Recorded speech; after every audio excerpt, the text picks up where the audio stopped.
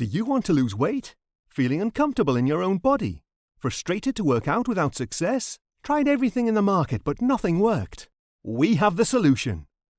From the heart of Switzerland, we introduce you to the Swiss Diet Kit, based on the book Intuitive Nutrition written by Dr. Mazurek. The Swiss Diet Kit is a food supplement that will help you to suppress your appetite, which will reduce the number of calories consumed per day, thus leading to weight loss. Swiss Diet Kit is a natural, delicious and healthy prebiotic supplement in the form of a candy. With only 15 calories per chew, a complete life changer. The delicious candy will expand in the stomach when consumed with water, making you feel full, so you can eat less without feeling hungry. Thousands of clients have already tried the Swiss Diet Kit with amazing results. Just take a chew 30 to 40 minutes before a meal with a glass of water. It will curb your appetite and you will only eat half of what you usually eat without feeling restricted, and you will still get to eat your favorite foods.